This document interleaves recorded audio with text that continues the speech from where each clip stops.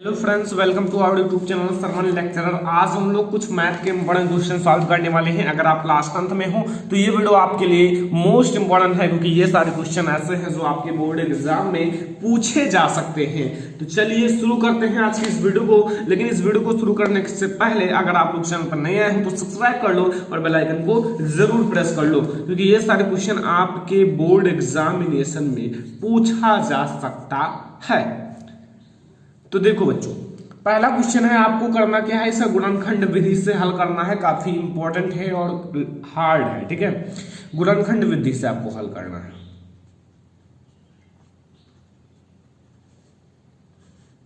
गुणनखंड विधि से हल कीजिए। स्टूडेंट, ये क्वेश्चन अगर आप लोग जानते हैं तो आप हर एक गुणनखंड लगा लोगे, क्योंकि ये काफी अच्छा एंड इंपॉर्टेंट क्वेश्चन है। √2x² and plus 7x and plus 5√2 = 0।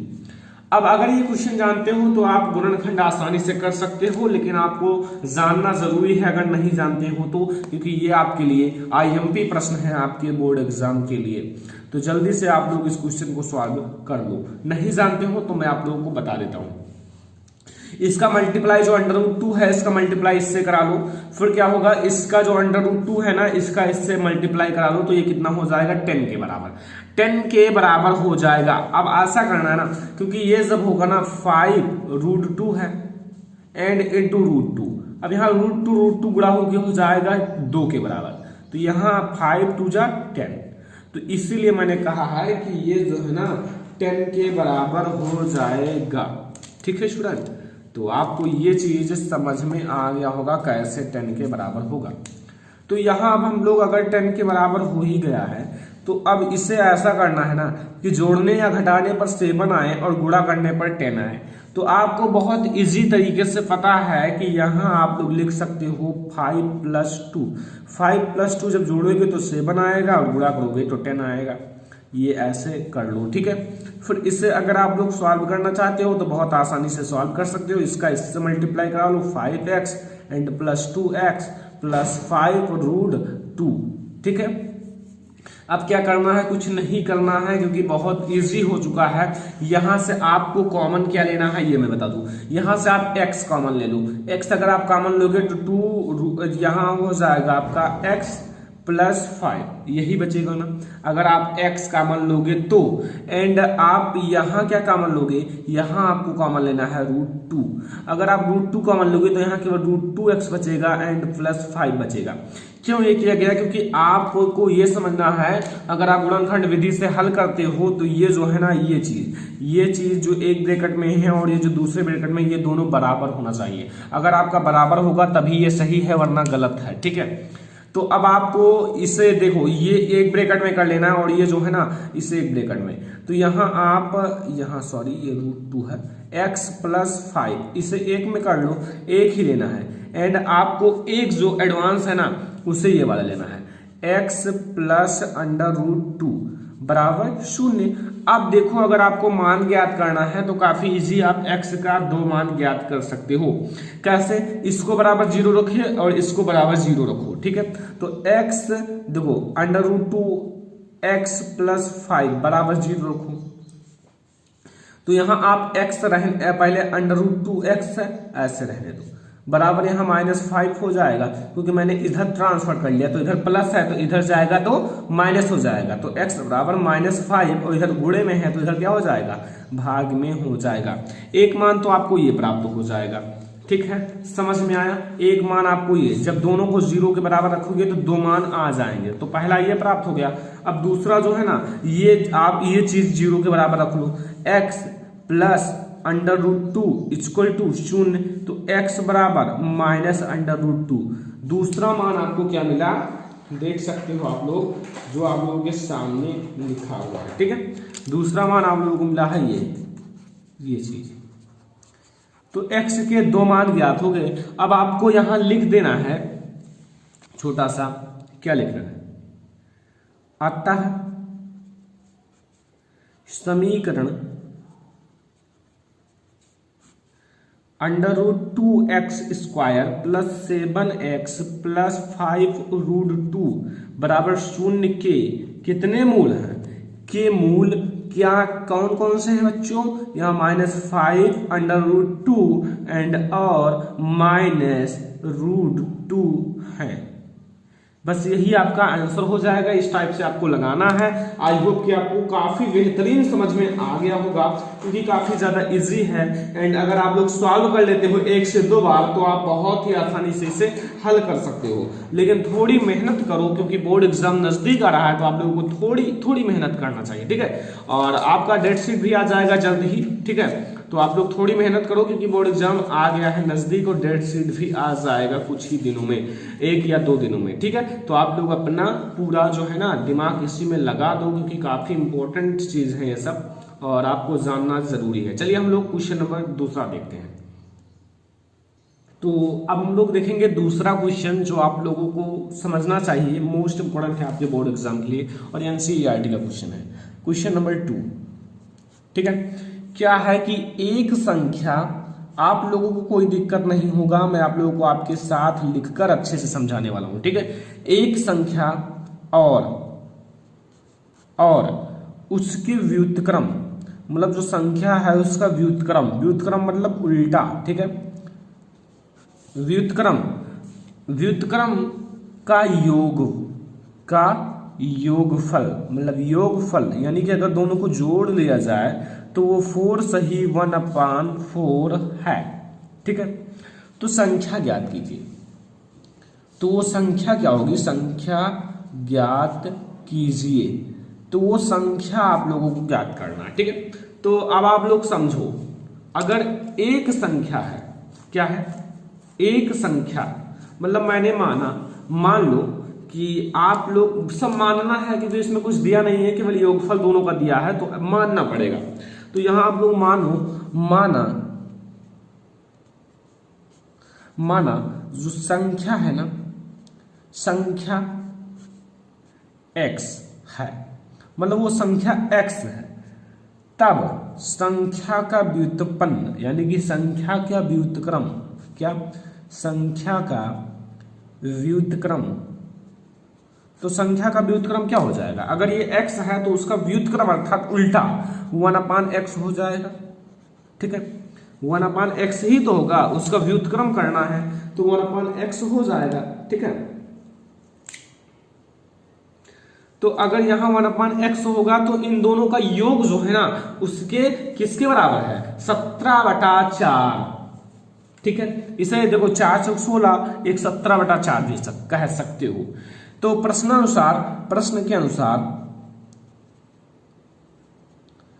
जैसा मैं बता रहा हूं ऐसा अगर बोर्ड एग्जाम में लिखोगे, जैसा मैं बता रहा हूं ना, बहुत अच्छे से बता रहा हूं कि प्रश्नानुसार लिख दो, फिर ऐसा मान लो कि ऐसा कोई बताएगा नहीं, ठीक है। x ये है, जो x ये संख्या है और इसका व्युत्क्रम दोनों को जोड़ लो, तो दोनों का व्युत्क्रम जोड़ लोगे तो ये जो होगा ना इसके बराबर होगा 4 × 16, एक 17, 17/4 के बराबर हो जाएगा, 17/4 के, ठीक है। बराबर हो गया, कोई भी दिक्कत तो नहीं है। अब नीचे आप लोग 1 मान लो और क्रॉस करा लो, ठीक है, क्रॉस करा लो, क्योंकि क्रॉस कराओगे तो ज्यादा बेटर रहेगा। तो x² + 1, ठीक है, एंड बटे x बराबर 17/4 या 17/4, ठीक है। अभी आपको एक इक्वेशन प्राप्त हो जाएगा, एक समीकरण प्राप्त हो जाएगा, ठीक है। इसका क्रॉस करा लो, इनका क्रॉस, तो 4x² से गुणा होगा 4x², यहाँ 4 का 1 में होगा 4 हो जाएगा, एंड बराबर 17 में x से होगा 17x हो जाएगा, ठीक है। इसे इधर कर लो और एक हिसाब से आप लोग बढ़िया से लिख लो, क्योंकि ये 17x² के बाद x आएगा तो ये -17x कर लो, क्योंकि इधर प्लस में है तो इधर आएगा माइनस में, और ये +4 कर लो बराबर 0। अब आपको क्या करना है? कुछ नहीं करना है। जोड़ने घटाने पर क्या आना चाहिए? 17 आना चाहिए, और गुणा करने पर 16, क्योंकि ये 4 जो है ना इससे गुणा हो जाएगा। ये 4 आगे जो भी संख्याएं हैं x² के आगे उसका गुणा इससे होता है, तभी आपका ये सही होगा, वरना गलत हो जाएगा। इसका गुणा जो है ना, ये जो इसके आगे जो भी संख्या दी हुई है उसका गुणा ये संख्या से होगा, तब आपका वो प्रश्न सही रहेगा, ठीक है। समझ में आ गया? तो यहाँ अब आप लोग क्या करोगे कि यहाँ आप लोग एक काम करो, जोड़ने घटाने पर 17 आए, गुणा करने पर 16, तो कितना इजी है आप लोगों को पता है कि 16 में अगर हम +1 करेंगे तो 17 हो जाएगा, और 16 एकन्नम 16, ठीक है, गुणा करोगे तो 16 ही आएगा, ठीक है, बराबर 0। अब देखो संख्या ही तो हमें ज्ञात करनी है, तो यहाँ x² - 16x - x + 4, ठीक है, समझ में आया। अब अगर हम लोग यहाँ 4x कॉमन ले लें, 4x कॉमन ले लोगे तो यहाँ x बचेगा और यहाँ बचेगा 4 × 16, और यहाँ -x कॉमन ले लोगे तो यहाँ नहीं, 1 कॉमन लो, एक केवल 1 कॉमन लेना है। क्या लेना है? 1 कॉमन लेना है, ठीक है, 1 कॉमन लेना है। तो अब यहाँ अगर आप लोग 1 कॉमन लोगे तो यहाँ बचेगा x एंड -4, ठीक है। अब आपको संख्या ही तो ज्ञात करनी है, अर्थात संख्या ज्ञात करनी है तो काफी आसानी से ज्ञात कर सकते हो। तो इसके आगे बराबर 0, इसके बराबर आप लोग 0 लगा लो, फिर आपको पता चल जाएगा। जैसे इसको एक ब्रैकेट में कर लो, 4x - 1, पहले मैं आपको समझा देता हूं, यहाँ 4x - 1 इसे एक ब्रैकेट में कर लो, और ये जो है ना इसे, ये x - 4 इसे एक ब्रैकेट में कर लो। अब यहां से आप बराबर 0 कर लो, बराबर 0, क्योंकि अगर आपको संख्या ज्ञात करनी हो तो बराबर 0 जरूर लगाना पड़ेगा। अब इसका देखो समझना, ये जो 4x - 1 है इसे एक बार बराबर 0 के लिखो, तो यहाँ 4x = 1 हो जाएगा और x = 1/4 आ जाएगा। पहली संख्या तो ये आ गई, ठीक है, और एक बार आपको लिखना पड़ेगा x - 4 = 0 और x = 4। तो दोनों संख्याएं आपको ज्ञात हो चुकी हैं। वो क्या क्या है वो आप लोगों को मैं बता देता हूं। वो है x = 4 और दूसरी संख्या है x = 1/4, ठीक है। एक संख्या क्या है, मैं आपको यहां ब्रैकेट में लिख देता हूं। यहां एक संख्या है x = 1/4, ये एक संख्या होगी, और यहां x = 4 ये दूसरी संख्या होगी। तो ये दोनों आपको समझ में आ गए होंगे, क्योंकि बहुत ही ज्यादा इजी है ये क्वेश्चन, लेकिन आप लोग बोर्ड एग्जाम में गलत भी कर सकते हो। तो ये क्वेश्चन आप लोग बार बार रिवीजन करो, और अगर आपको समझ में आ रहा है तो वीडियो को लाइक करो और शेयर करो। चलिए आगे का क्वेश्चन देखते हैं। तो चलिए अब हम लोग देखते हैं क्वेश्चन नंबर 3। बहुत इजी है, लेकिन आपके बोर्ड एग्जाम में पूछा जा सकता है, क्योंकि भले ही इजी हो लेकिन आपके बोर्ड एग्जाम में 100% पूछा जा सकता है, ठीक है। फिर हम लोग लॉन्ग भी क्वेश्चन देखेंगे, बहुत सारे क्वेश्चन देखे भी हैं, ठीक है। एक वीडियो में मैंने बहुत सारे हाइट एंड डिस्टेंस के क्वेश्चन लगवाए थे जो कि लॉन्ग का था, ठीक है। अभी 2 दिन हुआ है, तो आप लोग उस वीडियो को देख लेना, और आप लोग देखो समझना, ये सॉरी वक्र है, वक्र पृष्ठ है, ठीक है। वक्र पृष्ठ की माप जो है ना, माप कितना है, 36 पाई से या सेंटीमीटर स्क्वायर है, ठीक है।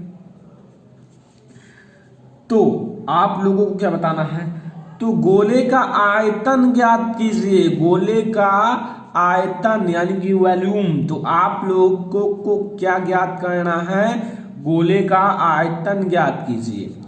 तो आपको क्वेश्चन तो इजी लग रहा होगा, लेकिन आप लोग लगाओ और बताओ कैसे लगेगा। लेकिन हम आप लोगों को बताएंगे, कोई ऐसी प्रॉब्लम नहीं है कि मैं आप लोगों को नहीं बताऊंगा, आप लोगों को सब कुछ बताया जाएगा, ठीक है। तो पहले आप लोग जानते हो गोले का वक्र पृष्ठ क्या होता है। देखो अब आपको दिया कुछ है नहीं, क्योंकि गोले का वक्र पृष्ठ केवल दिया है। तो ये तो आपको दिया है, क्या है, गोले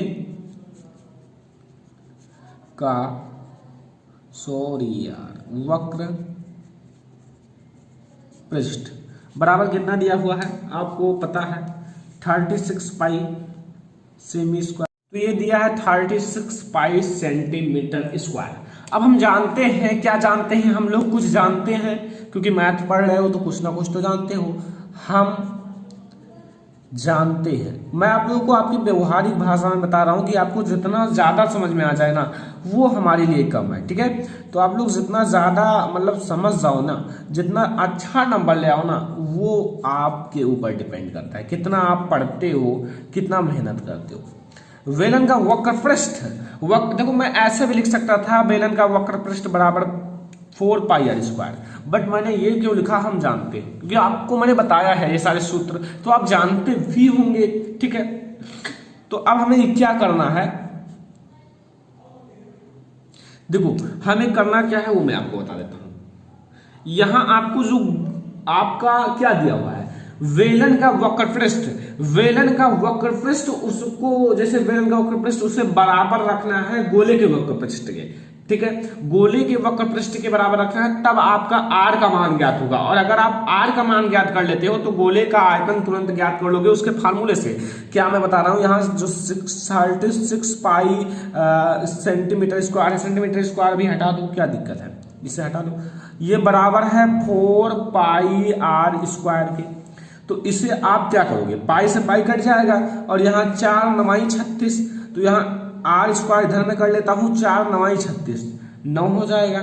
लेकिन अगर आप यहाँ आर हटाओगे तो ये आपका हो जाएगा 3 के बराबर, वो भी किसके, सेंटीमीटर, 3 सेंटीमीटर के बराबर। क्योंकि अगर आप लोग 9 का मतलब अंडर रूट करोगे, अंडर रूट में आ जाएगा, ऐसे हो जाएगा, तो 9 का 3 होता है। ठीक है, यही है। अब यहाँ अगर आप आर का मान आप ज्ञात कर लिए, आर का मान ज्ञात कर लिए तो समझ लो बहुत कुछ ज्ञात कर लिए। क्योंकि अब आपको क्या करना है, गोले का आयतन का सूत्र लगाना है, गोले का आयतन। अब आप गोले का आयतन का सूत्र लगा दो।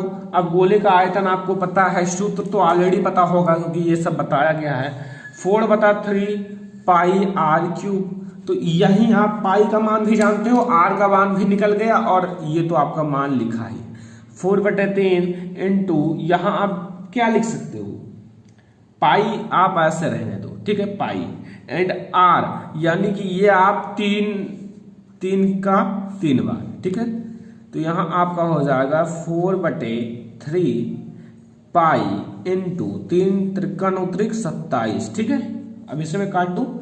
ठीक है, तो यहां 9, तो यहां 9 का 4 से गुणा करोगे, पाई है भी, 9 चौक 36 पाई आएगा। और आयतन है तो क्यूब हो जाएगा, क्यूब। ठीक है, तो ये आएगा 36 पाई, 36 पाई आएगा। ठीक है, समझना, समझ में आया। गोले का आयतन 36 पाई 36 पाई आएगा। अगर आप पाई का मान रख के हल कर लेते हो तो कोई दिक्कत नहीं है, ऐसे भी आप लिख सकते हो जैसा मैंने लिखा है, 1% आपको दिक्कत नहीं होगा। ठीक है, अगला क्वेश्चन हम लोग एक क्वेश्चन देखेंगे जो कि आपके लिए मोस्ट इंपॉर्टेंट है और कई बार पूछा गया क्वेश्चन है। तो चलिए देखते हैं आगे। देखो, ये है क्वेश्चन नंबर 4। थोड़ा बड़ा क्वेश्चन है तो कहो तो आप लोगों के साथ ही लिख दूं। लकड़ी के एक ठोस, ये आपका लॉन्ग क्वेश्चन है। ठीक है, एक ठोस वेलन, मतलब ठोस वेलन है और उसके प्रत्येक सिरे, मतलब वेलन का 2 सिरा होगा और प्रत्येक सिरे पर एक अर्धगोला खोदकर एक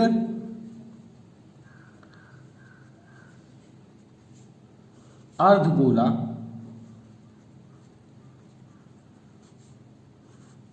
खोदकर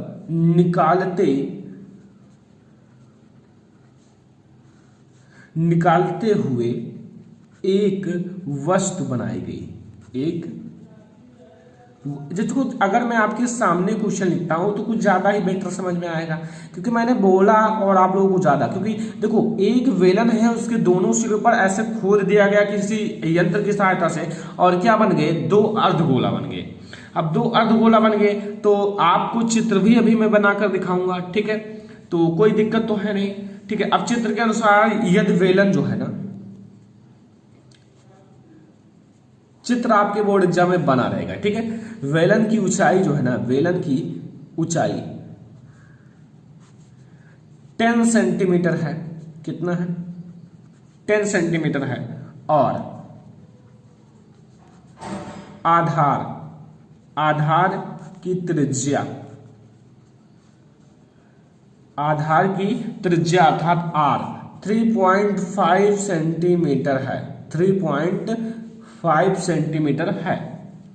तो इस वस्तु का संपूर्ण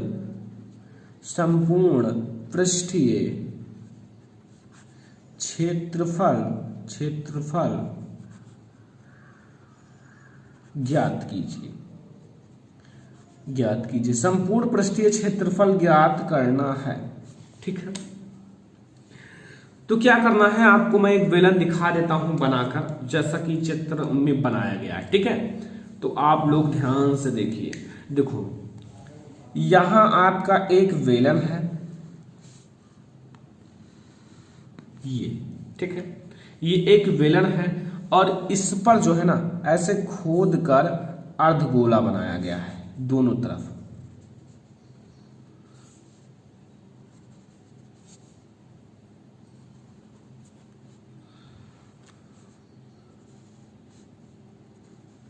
कुछ इसी टाइप से बना है। ठीक है, खोद कर दो अर्धगोला बनाया गया है और इस अर्धगोले की जो त्रिज्या है ना,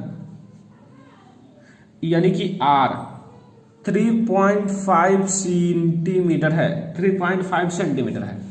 और अगर इसकी हाइट की बात की जाए, हाइट, ठीक है, हाइट की बात की जाए तो इसकी हाइट जो है ना वो है कितना, 10 सेंटीमीटर। कितना है, 10 सेंटीमीटर इसकी हाइट है। ठीक है, अब आपको दिया क्या है, आपको दिया है वेलन की ऊंचाई दी है, वेलन की ऊंचाई जो कि आपके सामने मैंने लिख दिया है।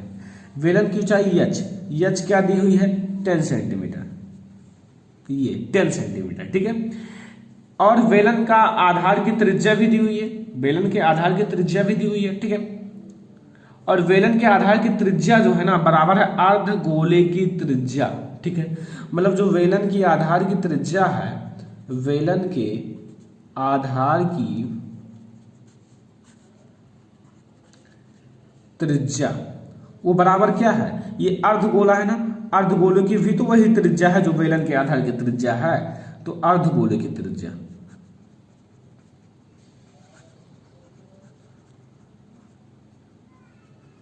वो बराबर कितनी दी हुई है, 3.5 सेंटीमीटर। ठीक है, इतना तो दिया हुआ है।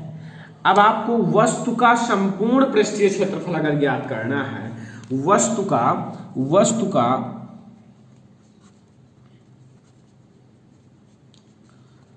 संपूर्ण पृष्ठीय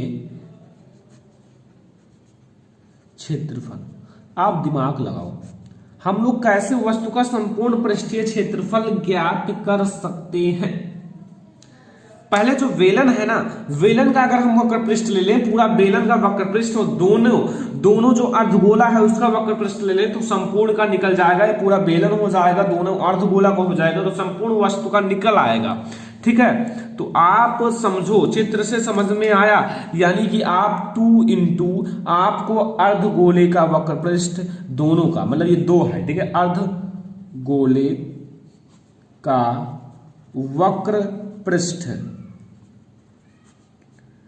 वक्र पृष्ठीय क्षेत्रफल एक ही चीज है, एंड प्लस वेलन का वक्र पृष्ठीय क्षेत्रफल,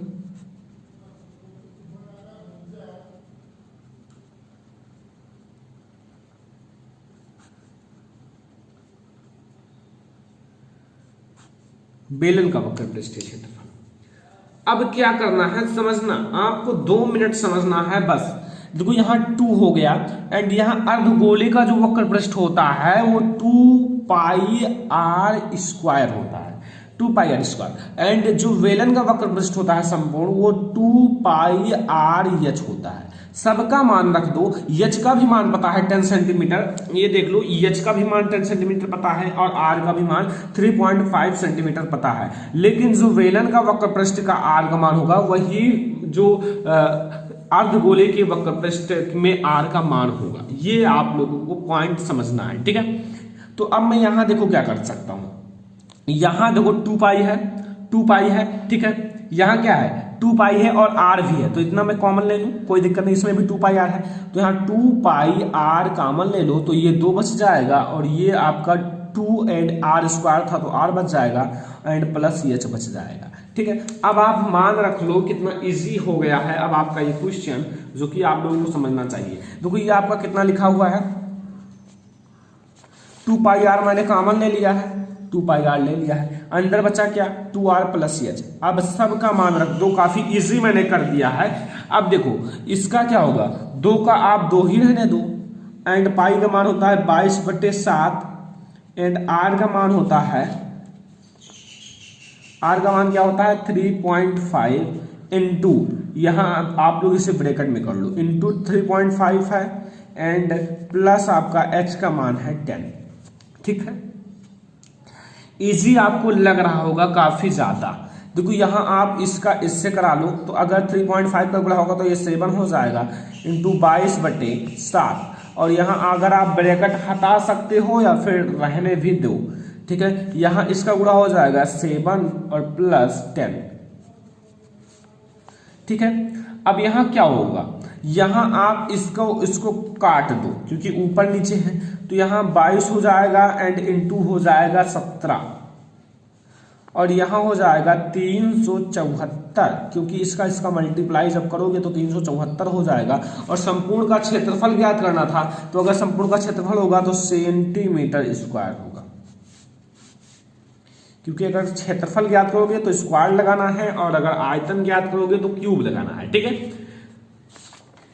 तो ये था आज का हमारा मोस्ट इंपोर्टेंट क्वेश्चन। लाइक करो वीडियो को, जितना लाइक कर सकते हो लाइक करो, शेयर करो अपने फ्रेंड्स के साथ। अगर चैनल पर नए आए हो तो सब्सक्राइब कर लेना, ऐसे ही वीडियो मैं आप लोगों को डेली देता रहता हूं, तो यार प्लीज वीडियो को लाइक करो। आप लोगों को ऐसे ही वीडियो प्रोवाइड किया जाएगा, मोस्ट इंपोर्टेंट क्वेश्चन जो आपके बोर्ड एग्जाम में पूछे जाते हैं और पूछे भी जाएंगे।